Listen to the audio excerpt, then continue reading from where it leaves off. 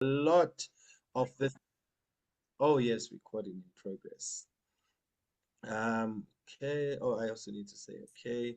Please just say okay, Poppy Act.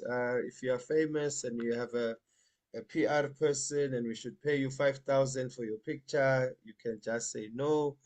But but if you are normal like us, well, just say yes. Thank you guys. Like me, Um, ne? Normal like me. so today we're doing our culture shocks series, episode 2, and we're looking at how culture fits into the different aspects of life, and thinking, and etc. etc. And we are blessed today to have May Wendy, who will be leading us on this very, very good theme around how does our African culture fit into the Western financial systems that we tend to find ourselves in. I mean, for example, I am Zulu, but here I am speaking this in English. So we find ourselves in this Western systems. But we do need to get some advice, and we do need to know how we can navigate them, because this is just part of life. So I'll just Mm. introduce May Wendy. So May Wendy is what I call, um, usually it's for young people, but May Wendy moves like a very young person. So she is joining us as the generation that likes to be the slash generation. So she Mm. is an author, soon to be a best-selling author. I'm saying that by faith. And Uh-huh. We she's a receive, we facilitator. receive. She's a facilitator, a coach, motivational speaker, and content creator. Yes, May Wendy has retired and she has a podcast on YouTube. What's your excuse? Yeah.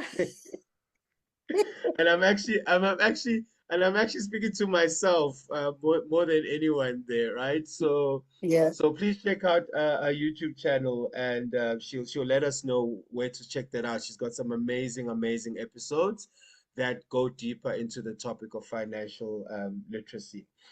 So, Mayor Wendy Selebi is a seasoned banking professional with over 37 years of retail banking experience.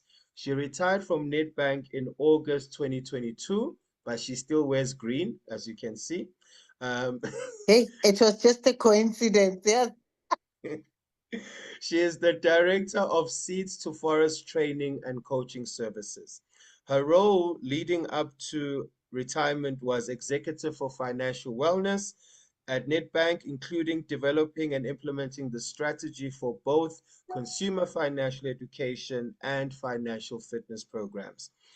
Wendy's passion for financial literacy and corporate social investment was sparked 14 years ago whilst working with rural communities in the Eastern Cape on a financial wellness initiative between Nedbank, All Mutual, Mutual and Federal, as well as Wiphold.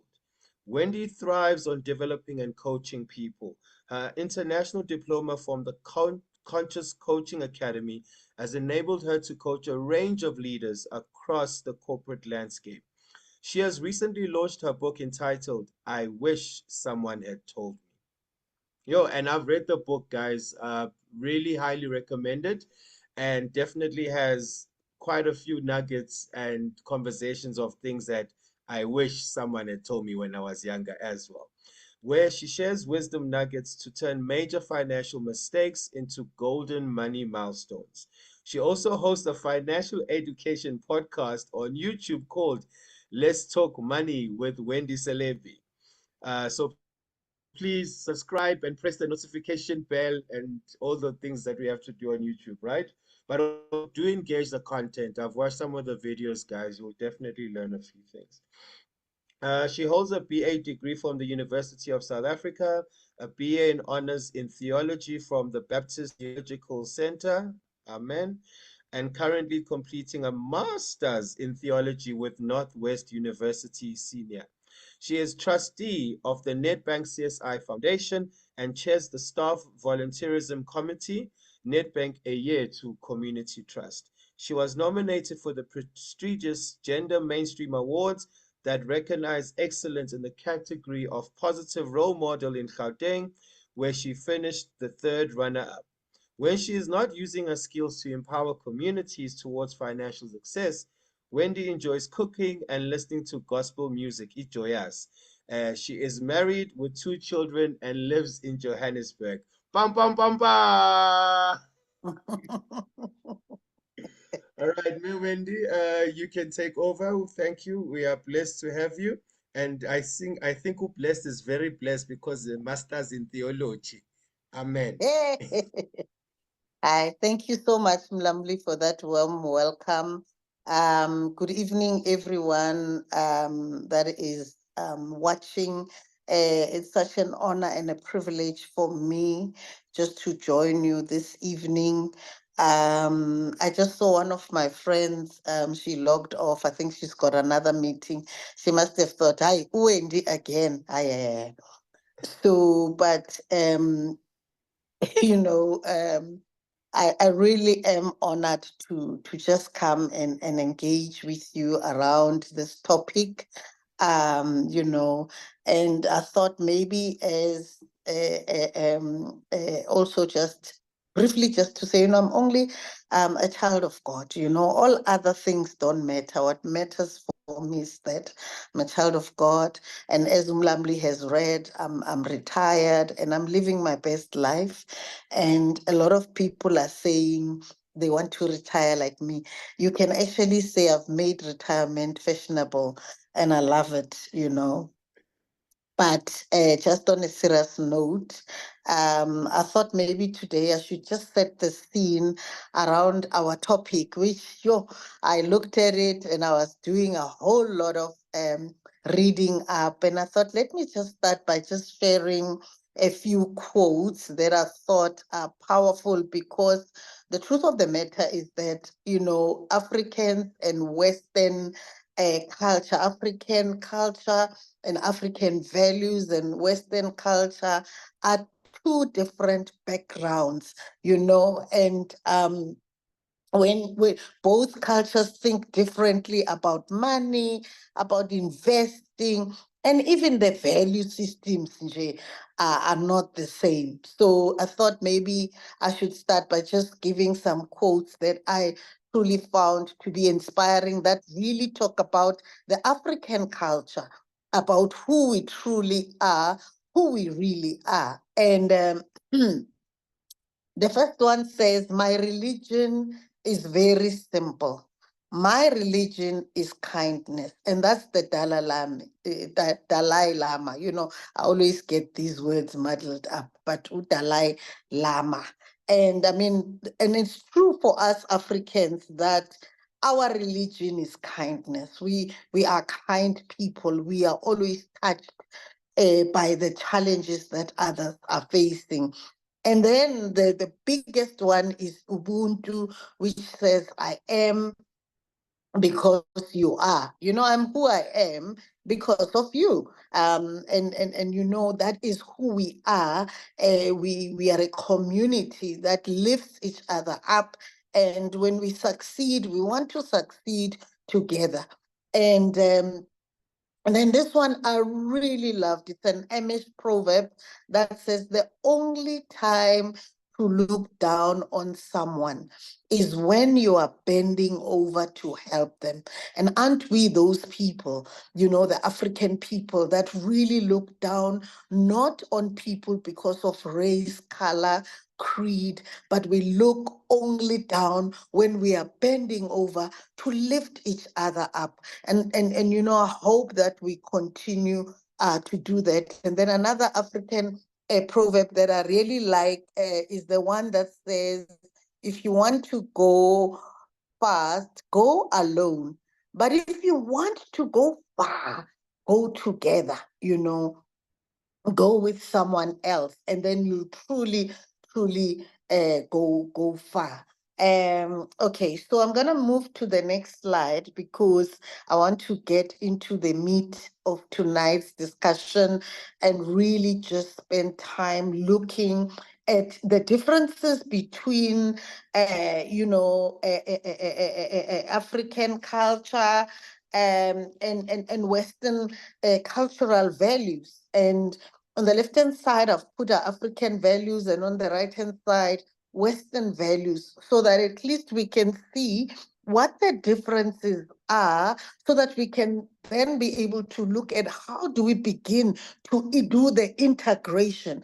And for me, the integration must be both ways. So I mean, if you look at the African culture, um, sorry, the African culture, I've got it the other way around, is about collectivism. So just pardon me for that one. It's about collectivism, where we prioritize the community, the way that we were brought up. We've never been brought up to be individualistic, but to be always communal. You see that in how we do our savings. We do collective savings. Our lending mechanisms are collective, because we want to see ourselves growing together as a community. So we prioritize the community. But on the right hand side, the Western values are all about individualism, self-reliance. Even the financial system has been created to cater for individual needs. And, it's all about autonomy, and just me, myself, my dog, my cat, in my home. And then the second one is relationship trust. The way we view relationship in terms of our African values and Western values, totally different. In terms of us, let me start maybe with the Western values. There, trust is established through contract. When people go into business, they sign contracts, formal agreements. There's lawyers involved, and also the banking system or the financial system is highly regulated. So everything about the Western culture, you build trust based on establishing the contracts, the agreements, the regulation. And that is why, I mean, even credit, the way that credit is defined is that it's a trust relationship between the borrower and the lender, where each one comes into that relationship based on trust, that if I lend you the money, you'll pay me back. But on the African side of things, it's informal agreements, it's community based. I was speaking to a lady who wanted me to help her with something. And she was telling me how when she retired, she took a third of the money of her pension. And it was a lot of money. And for her, it was the first time handling so many millions. And so she became Mother Christmas. She was tithing all over the place. She was giving people loans, because it's like when you have money, you become almost like honey. You become attractive. People come to you. And so she was busy lending everyone. And then she entered into a business transaction with someone, where this person told them this is the business idea and so on. And she gave them 500,000, but she had no idea how it works, no signing of documents, just gentleman's agreement. And she was not even part of the business. And of course, the money now has gone down the drain, and she's looking for ways of recouping it. And there's none, because it's all informal agreements, personal relationships. I know Mlamuli, I'll give him 100,000. I trust that he'll give it back to me. And so, that I trust. received, me Wendy, I received. That trust relationship, therefore, is the one that influences everything. Mlamli, can you guys still see me? Yes, yes, Because we, I we can. see you fine Oh, and the that's good. presentation. Okay, Yeah. because I can see myself. Okay, that's good. All right. And then in terms of risk, how the African values and the Western values perceive risk is that, in terms of the Western, values, they use financial instruments. They've got the actuarial scientists that are the ones, and a whole lot of other professionals that really determine the insurance, how it works, what it works. They use numbers, it's complicated. They rely on things like derivatives, the hedging.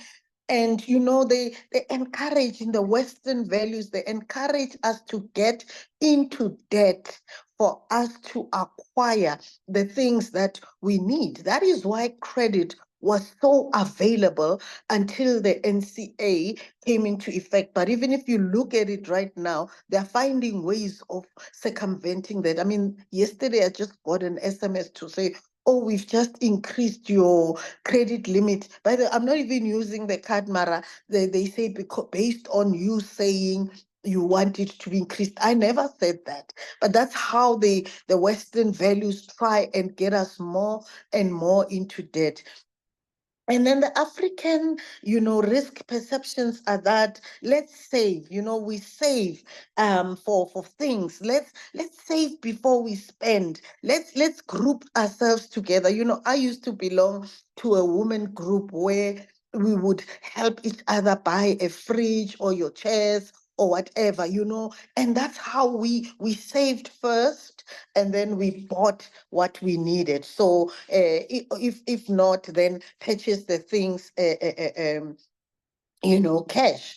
And then if you look at the Western values, I mean, the financial literacy and education yeah, thing is very formal. It's focused on credit, as I've said. It's about investments, and it's even complicated. Even the language, even the instruments that are used can really confuse you if you don't understand how financial banks work, etc. And it's all about personal money management. And then if you look at the financial education in our African culture, it's really from the time we were kids, our parents used to tell us stories. It's always been about storytelling that is used to educate, to empower, and also the practices that we do. I mean, if you read your history, they also, I mean, even, the biblical history, they talk about how, people used to write on stones and on walls as part of education, and that was left behind, and some other people learned from that. And then if you look at African values when it comes to systems, we use informal systems, and then the Western culture uses formal systems. So in the Western culture, they will focus on banks. If you want money, you must go to the bank, you must apply, your credit score must be right. You must be not be a risk to them, etc., etc. And even the products that they give, like stocks, they are regulated by the government. I mean, that's why there's a government bond, etc., and all of those things. And in terms of the informal systems, we save through stock fails, through clubs, etc. And if we want money, if we can't get credit through the formalized system of the bank, then where do we go? Umashonisa. That is why you see all over the place, there's these brothers, Bani Bani, that mushroom everywhere. They say, if you want money, come in, you'll get the money in 5 minutes. And if you have a bad credit score, of course, that's where you will go. And then in terms of, focus, you'll find that the Western values are very short-term focused, while, our values are long-term focused. So with us, I mean, relationships, we form long-term relationships. I was just telling a friends of mine, we were reminding each other that, we met each other in 1979. We are still friends 45 years later. And in these 45 years later, we got each other married, we buried parents, we've been to weddings, we've been everywhere together. So we foster a culture of long term. I mean, I look at myself, I worked for 37 years. So, we are that community that really goes into long-term things. And even when we invest, we look at it from that space where we want to create generational wealth for our children. So that's the difference between us. And then if you look at the other culture, sorry, they are very short-term focused. If you look at how they even have designed the products, the stock market, if the stock market is doing badly, they withdraw all their money. That's why there's crypto, where you can make quick money and get out. So everything for them is short-term and about making money quicker. With us, it's long-term. And then, of course, when it comes to ethical considerations and social responsibility, we always prioritize the community. That's just who we are. But in the Western values, they are more profit maximizing. And I mean, a while ago, not a lot of companies were into doing CSI, or if they were doing it, they were just doing it to tick a box. But now we see them coming to the fore a little, but I think there's still more that needs to be done. So maybe to the last slide. Sure, I've run through these slides, but let's go to the last slide, and maybe it would be great if we just have a great conversation. So the last slide really, then, I'm talking about how do we then come to this integration? Because integration is trying, from the picture that I've already painted, we are trying to bring two different value systems together.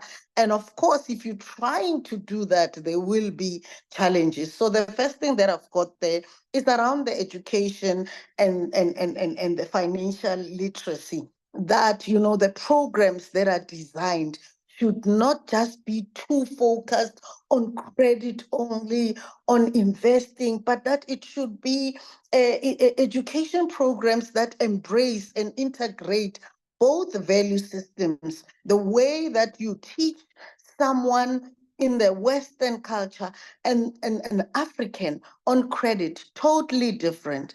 How you talk about shares, totally different. The approach.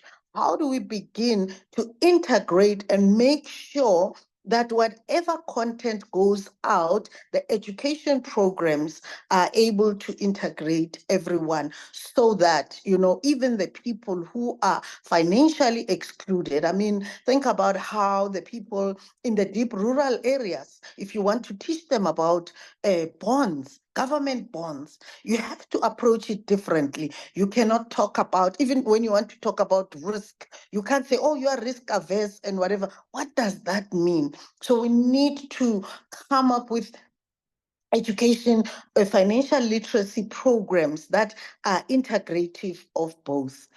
And then the second one is that we need to be culturally, culturally, create culturally sensitive financial products. And I really like this one because, we proved it at Nedbank that if you really want to achieve this, you can do that. A few years ago, Wiphold had a shareholding in Nedbank as part of the Black partnership, whatever. And we were still being owned by Old Mutual. So it was Old Mutual, Wiphold, Mutual and Federal, and Nedbank. So we were part of one group. And we really wanted to integrate the African and the Western values and bring banking to those who are financially excluded. So we went, and I see Mlamli left. I'm sure he'll be back. We literally went to the Eastern Cape. At that time,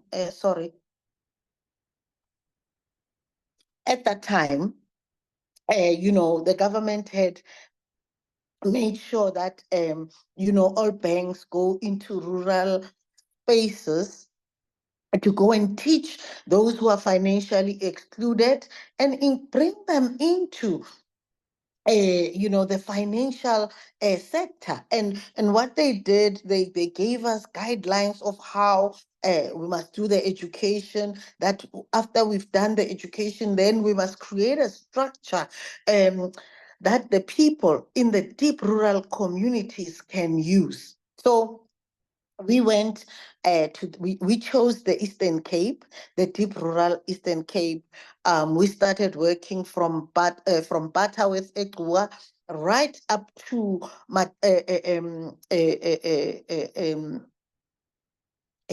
uh, I've just forgot the place, into Matatiele and Umtata, beyond, And of course, what we did was, I mean, we polled Old Mutual, Mutual and Federal and Nedbank. There were so many people of color, white people that were in there.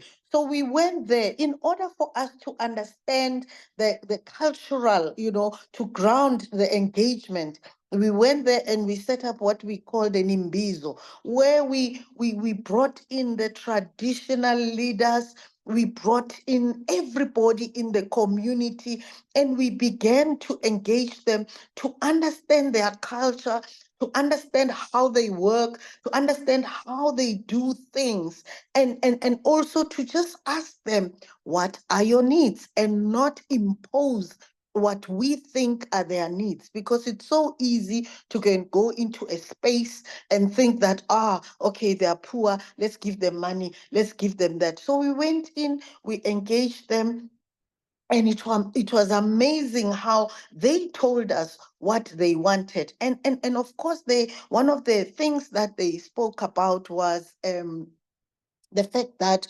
in their wealth does not come from money, but their wealth comes from their livestock.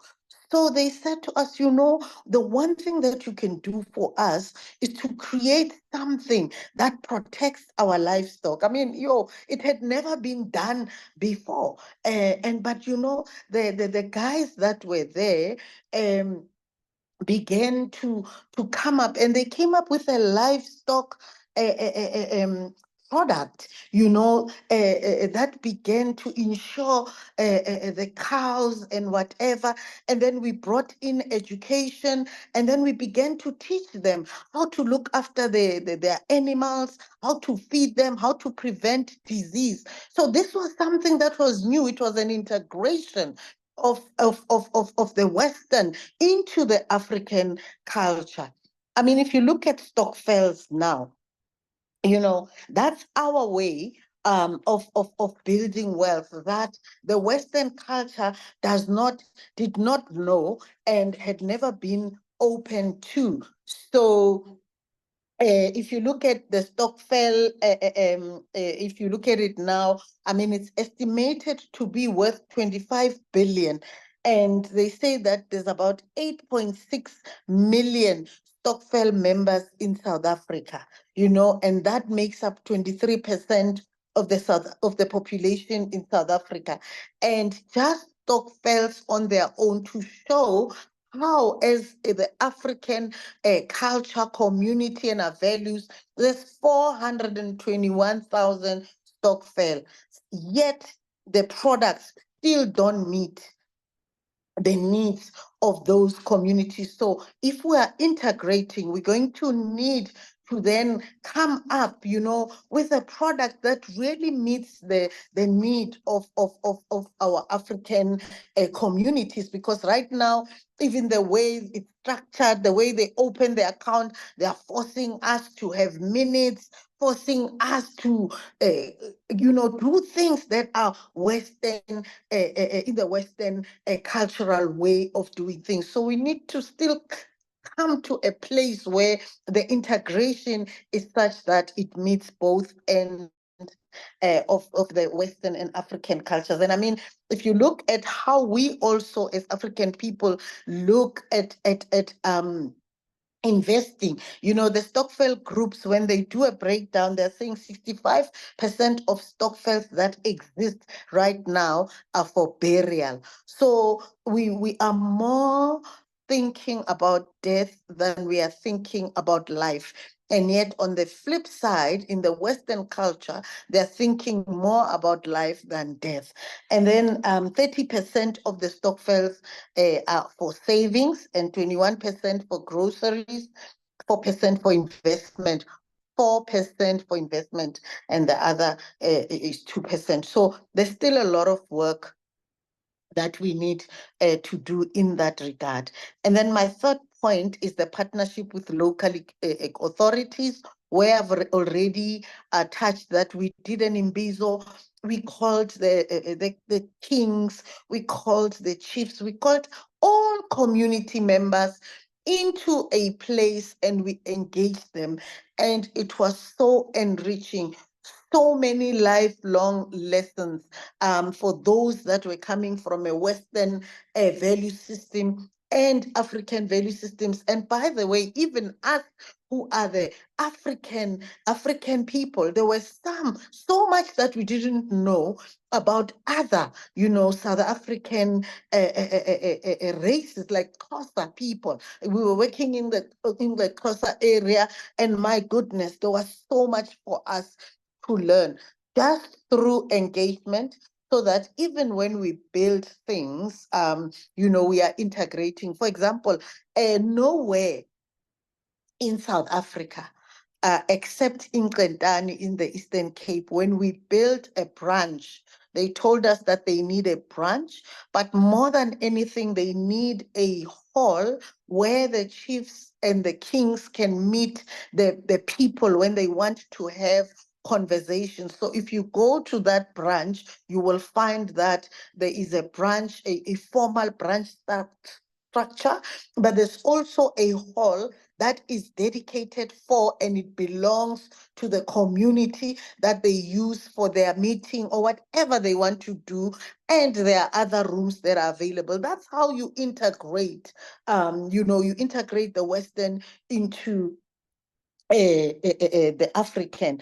And so the other thing that we can do in this integration is to train professionals in cultural competence, because a lot of the Western people don't know about our cultures, and as a result, some practices are more offending, and you're trying to help, but the help that you are offering is actually offensive. And then technology, my goodness, I mean, for us, when we worked in deep rural areas, it was such a nightmare just to try and train on some of these developments. And we know that the world is going digital. I mean, we all know that now we are into AI.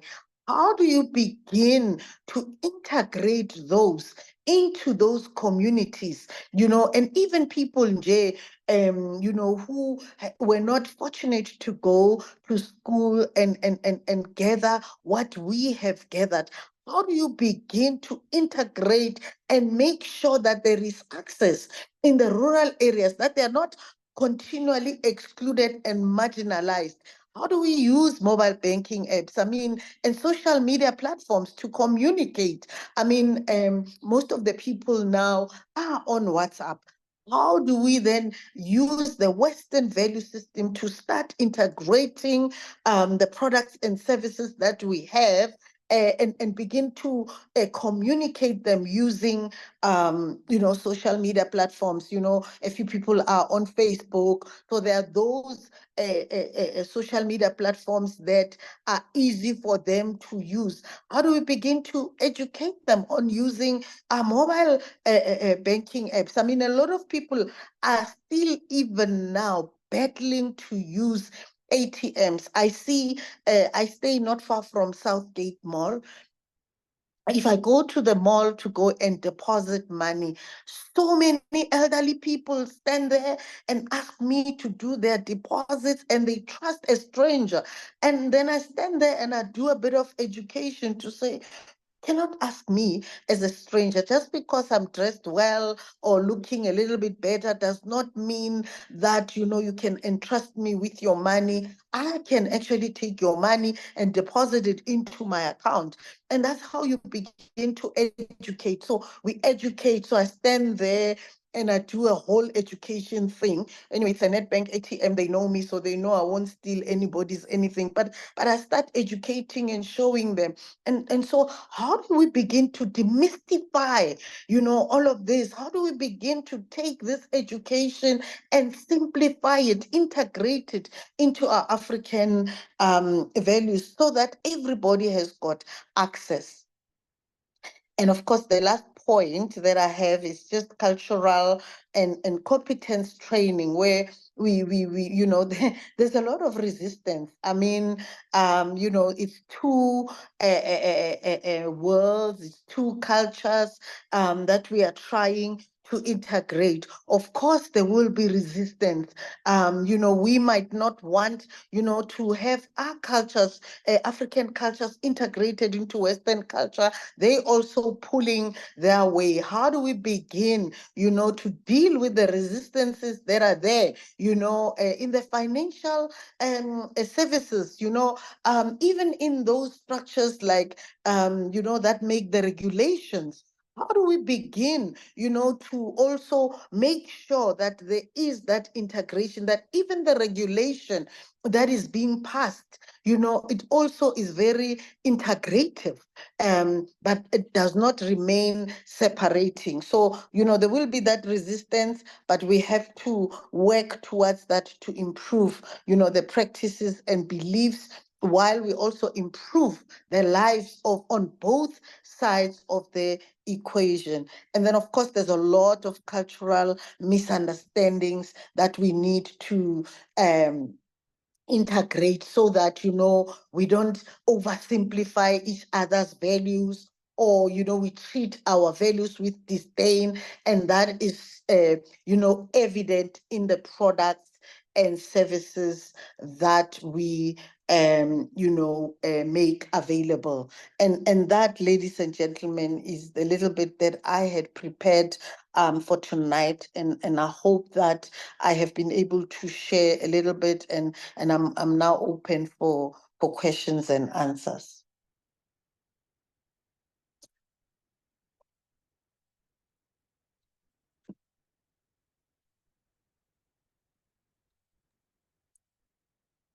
Oh man. Okay, I'm not sure. Oh, thank you. I think we lost Umla. He has been struggling. He's been kicked out by Zoom. I Shame. don't know. I don't know whether Mm, it's the issue of network. Mam Wendy, I am blown away by just how you broke down our way of thinking, because our values determine how we process information and how we apply it.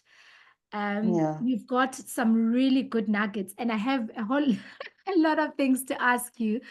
But Okay. Omla, I can see you there. Please take over your meeting.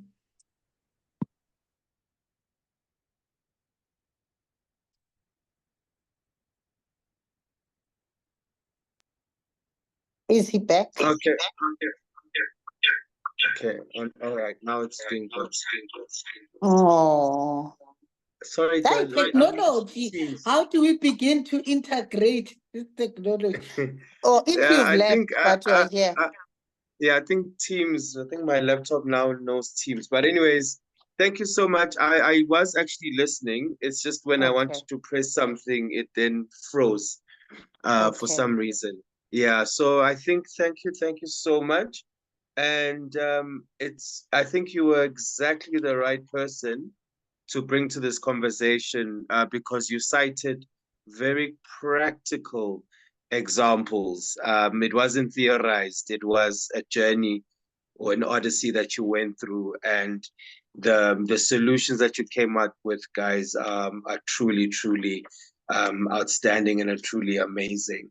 I remember one of my keynotes is capital is the new cattle, and it speaks to that thing that as Africans, our wealth Mm, does not really come from money. It came from livestock, mm. but now we need to Yeah. adjust to the time. So really resonates with that. And I love that you didn't just say, hey, move to money, but you actually created a product that speaks to their values.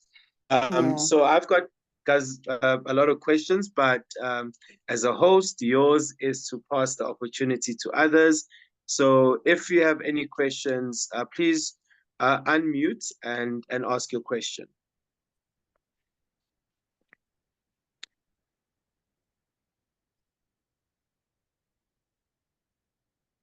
Does anyone have a question? Okay, let me have a question. Okay, evening everyone, and thank If you, you uh, Mama Muruti, for such an informative, rich, context. So now, how do we, like you mentioned, like a very key point, like something interesting, actually, intriguing, to say that you still have friends from 1979 and so forth and so forth. So now, as you have seen now, like our children are so preoccupied by mm, the by the digital, like they don't talk to anyone. If you're traveling with them, mm, everyone in the phone. When you get home, everyone, like that's their life now. on When they their go phone. one, so people, they've got relationship with their phones, like they're not really physically relationship. Mm, They're no longer interacting, no longer talking. So how do we bring back that? yeah. How do you encompass them to understand that there's actually life? There is another kind of life that you can Mm, still experience, that you can live, that you can still enjoy, besides this digitalized life. Like, how do yeah. we therefore close the gap, or how do we navigate through? Yeah. You know, do thank you for that. You know, in our family, actually yesterday I was at the airport and I was just looking at everyone. Literally, even people that were traveling together, that you could see they're together. A flight was delayed and they were sitting there. They were all on their phones. They all had their phones to their ears and they did not speak to each other until it was time to board. Almost an hour and a half of delayed time. And I was just observing this. In my home, our rule is that when we have supper, no phones.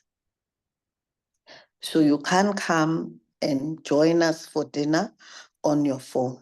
When we go out, no phones. So we've just kind of like introduced that so that we can start having that time where we can just engage with each other because you're trying to you've gone out for dinner, but you are on the phone. So that's one of the things that we can start doing. And you know, when they practice it at home, then it's easy for them to also then influence their friends to say, guys, can we just put our phones down? Let's just focus on each other.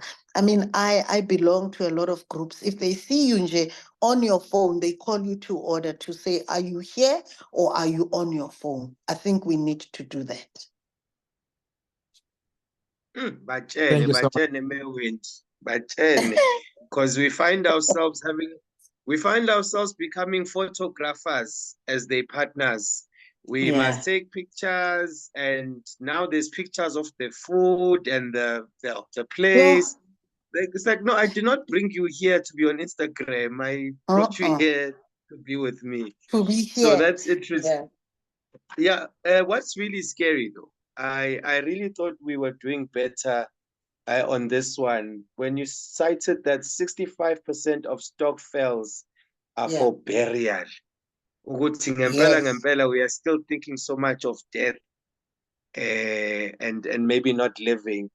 How do you And think? sorry, Mlamli, just to tell Mm, you that these statistics were released now in 2024. So this is not, and this is research that was done with the stock fails, and so it is fresh from the pot.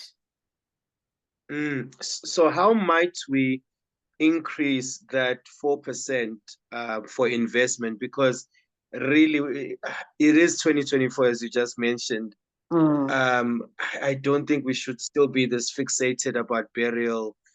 But how do we make that shift? Yeah. Because the Bible does say that a wise man leaves an inheritance for their children's children. And I don't think you're going to do that with funeral cover. Uh-uh. Yeah. So I mean, we need to change. So education here plays a pivotal role in that we need to start changing the mindset. So we need to visit these stokvels, and find out why are you only fixated on burial. And actually, we used to do, and I think I saw Pastor Senzo is online. When we used to do education with teachers, with nurses, you find that they have 6 funeral policies, not even one investment. And you're thinking, you ask them, why do you have 6? No, no, no. I want to make sure that when I die, they don't struggle, etc., etc. And one of the things that I've begun talking to people about is to say, but are you aware that you die once? You don't die 6 times. So you don't need 6 policies. Number one. Number two, there is a cap on how much you can receive. It's 100,000. So if you have 6 policies that you've been paying for 30 years and all of them come to about 300 or 400,000, the cap is 100,000 on these burial things. So reduce that. And only then can we get people to start thinking differently, the Stokvel groups to start thinking differently, to say, literally, you only need one policy that covers everybody. The products are there for extended family and for yourself. So you only need one and just pay the maximum. And I think in my book, I do actually break it down to say what would be ideal is that if a stokvel, the people are contributing 500 rands, they should literally be contributing 100 rands towards funeral, and they should be contributing about 200 rands towards investing for the things that they are looking for. For example, not many are thinking that you can truly invest as a group. In my stokvel that I belonged to, years ago, when there were these shares, that when they were giving us these preferential shares for the BEE shares and whatever, I mean, we didn't understand it, but I said to them, let's buy these things. So we took the money. They kept on saying, Kanti, when are we getting our money? And then it forced me to also read up about it and whatever. And then after 5 or 6 years, when they had forgotten, they got this lump sum. They all wanted to kiss me. How do we begin to change the mindset to say, no, let's put money, let's invest? And the money came handy when it was really bad. I think just before COVID, the money came out. So if you take 100 rands towards funeral, 200, that's 300. Some people have not even traveled to Brits in the Northwest. Take another 100 rands, put it away for travel. Can people start traveling and just going here to Mpumalanga, to Northwest and whatever? And then the other 100 rands, they can then use for groceries, because we also spend a lot of money on groceries and meat, and then we give it out to our extended family. Then you've broken down that 500 rands. It gives you a funeral, it gives you groceries, it gives you a trip, it gives you investments. We need to change that Lovely. mindset. So we need to work towards changing these numbers. Yes, and I think the saddest part of that is that Ngempela over-insured funeral cover is a thing. So you're Yeah, paying all these years for something that will never pay out. All right. yeah. Let's give an opportunity to one of our attendees. Please unmute and pose your question, please.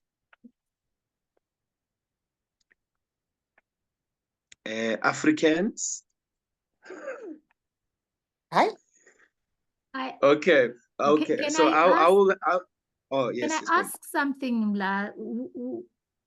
Just a thought from just looking at okay, there's a hand, Zenzele. Okay, I'll be very short. The idea of people that start work and having to start with debt. In the African context, people used to start work through their guardian. If ubabe sebenza in the mines, then that person obviously, one, they would secure a job. And number two, the dad would allocate land, will allocate livestock for them. So they would not necessarily start with debt. They would need to maybe save to get a wife if that's a guy. If it's a woman, then they would start building up whatever that they're going to need when they go start a new family, whether it's collecting furniture for their new home, things like that. How do we integrate these values? Because these were helpful. Now, when we start work, what we get offered is debt. Is there any way to influence the system to say, actually, when someone, I mean, as a student, people get offered debt. And I think it's an unfortunate situation because it feels like the system, the Western system, is leveraging on our vulnerability. Just because we don't have resources, they know we are desperate. They know we are, I mean, we're enticed by good life, good, advancing quickly. How do we integrate those things without feeling like we are being held back or delayed? Sure, that's a powerful question. And I mean, I think that just to when I'm abongi, even Tina, I think the fault is also starts with us because we serve well the Western values, the Western culture. When you start work, you want everything that is aligned. So Tina, we are the ones who are now dropping our values and are more attracted to the values in the Western culture. I think it has to start with us at home, emakaya, in our homes, still instilling our values in our children to make them uguti they must still uphold some of these values, like teaching them uguti, if you get into this system, it will drag you in. And like I always talk about it, I call it credit gluttony and debt glutton. And before you know it, you are in this debt spiral because you were chasing what the Western values were putting out there as attractive. I mean, I have a friend who says, as soon as they got their work contract, Bamnigi contract today on the 15th, but he is going to start work on the 1st. He took the contract, he went to all shops, buying jeans, buying all kinds of things in preparation for. So by the time they stepped into the workspace, they already had debt.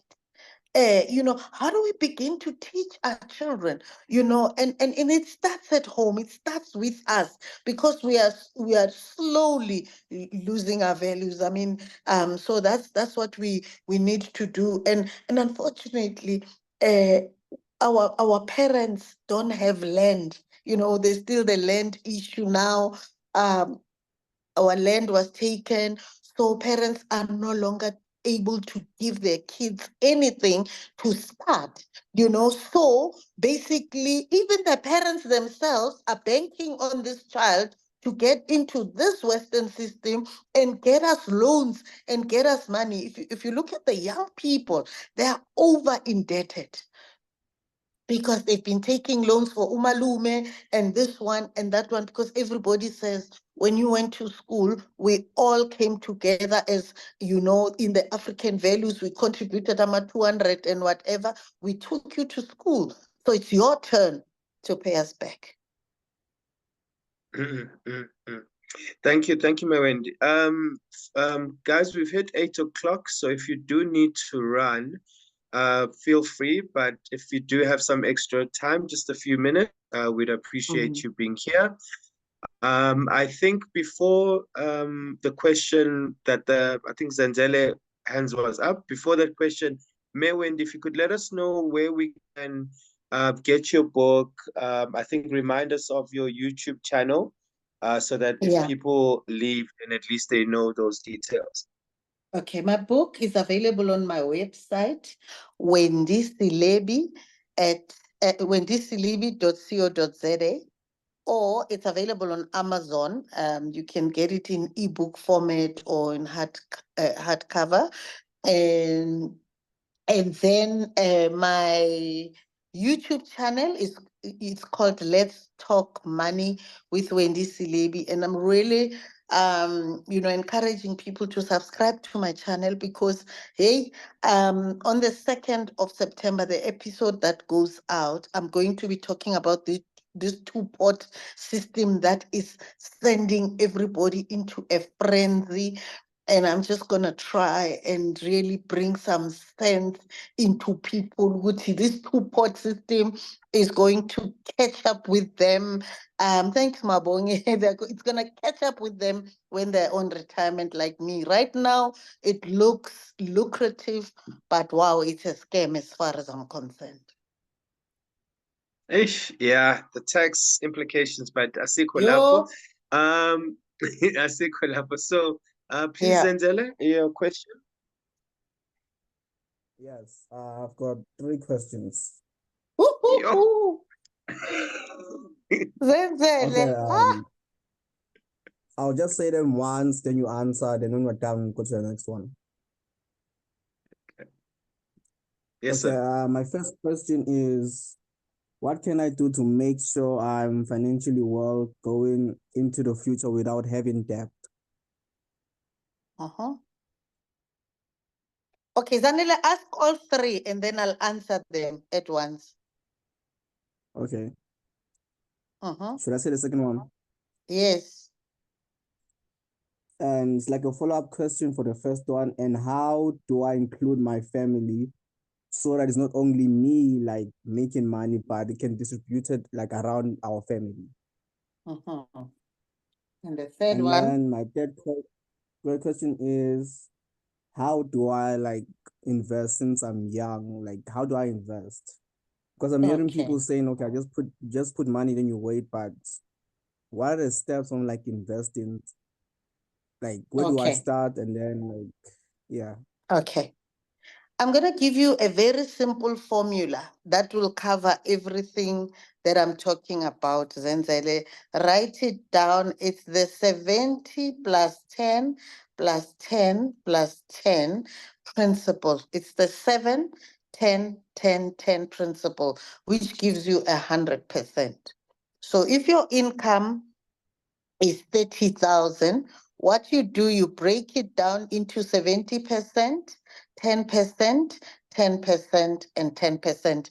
I hope that is clear. So it's 10, 10, 10, 70. The first 10%, I always encourage that you give. You give because for us, we believe that blessed is the hand that gives than the one that receives. And actually, when you give, you activate the principle of reciprocation because your hand is open. And as you give, somebody has the opportunity to put something into your open hand. But if you close your hand, nobody can give you anything. Now, this is the same 10% that so this is just an example of 7, 10, 10, 10. You could probably, if you want to include your family, make the first 10% become 20%, depending on your context. And this is where 10% you give, and probably 10% is what you give to your family. And when you have done that, you also manage this thing that becomes an albatross on people's necks that they call black tax. Kanti, it's not supposed to be. It's an African value that we must integrate into the Western system where we also give back. It's a way of giving back so that we lift others as we rise. So then you give your family. How do you do that? You tell them, Uguti, every month I'll only be able to give you 5,000. Every month you can expect 5,000 from me, and you need to budget it, and you need to allocate it such that it meets all your needs. What are you doing? You are already teaching them, Uguti, when this money comes in, this 10% or 5%, whatever you're going to give them, they can't just mess around with it. They must actually also save. They must also do what you are doing. So you teach them to say money, the value of money. So if I've given you this, use it wisely. The next 10% you use into what I call active income. So you invest wena ngokwakho on you set goals. So you set financial goals. Kuti, in 6 months' time, I want to buy a fridge. The fridge is 1,000 rand. In order for me to get to 1,000 rand in 6 months, you divide that by that amount and you save that, and then month 6 you buy the fridge. So you actively get involved in using that money to meet all your goals and your short-term investment goals. You uzobuza fixed deposit, how does it work, and they will explain to you. So you are actively using that money for yourself. The next 10%, then you invest in what I call passive income. Now you go into the Western system of things, where you now take your money and you give it to the experts to multiply it for you. So there's things like shares, there's things like unit trust, there's things, and I mean, you can learn all of these things by sitting with a financial planner, and they begin to invest this money for you. So the money, the passive income grows, whether you are sleeping or you are in church or you are at work or you are in the train, because these companies are competing. They work it for you and it makes money for you, and it grows a lot of interest for you. And then, of course, everything else that you want to do, you do out of that 70%. You've taken care of your family. You've taught them that they must manage the little that you give them. You have given. You have actively used your money to create the little wealth and to meet your short, medium term goals. And then you use the passive income for your long term goals. And then you live off the 70%. Thank you. Wow, wow, wow. Thank you, May Wendy. I think Can that's I beautifully ask? covered. No, sorry, Zanzele. Fortunately, we're out of time, my brother. Yeah. So, sorry, but thank you, May Wendy. I think those were great insights. And I think in closing, I would just like to pick up on the fact that you cited that the African culture way is more storytelling rather than explaining. And I fully agree with that. I mean, I recall Ukulu used to tell us inganekwane. And inganekwane Uh-huh. kwasuka sukela, it always had a life Cozy. principle and a life Necessity lesson. cozy. And it always had a life principle and a life lesson. and Yes. and I appreciate Uguti, because I've seen you in action. I appreciate Uguti, you add that element in discussing teaching finances, and then also you added that element in your book, in that it's a nice story that you are telling, rather than trying to talk Mm. to us. You are actually telling us we're having a story moment. So well done on that. And I think that is how we, in a small way, Africanize the financial education aspects of things in this Western systems. Mm. So I think at this moment you Okay. can have closing remarks, maybe a last nugget for us to travel with. Uh, no, I think that I just want to say, especially to Zenzele's question and to everyone. So, we don't have to conform to the patterns of the Western culture.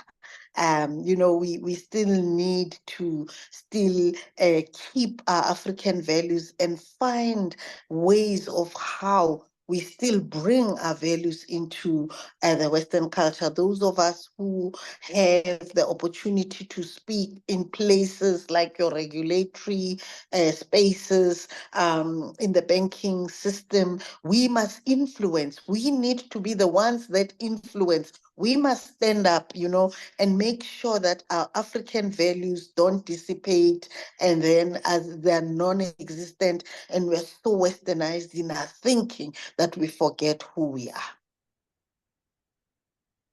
Aw, aluta continua. Rise, Africa, rise.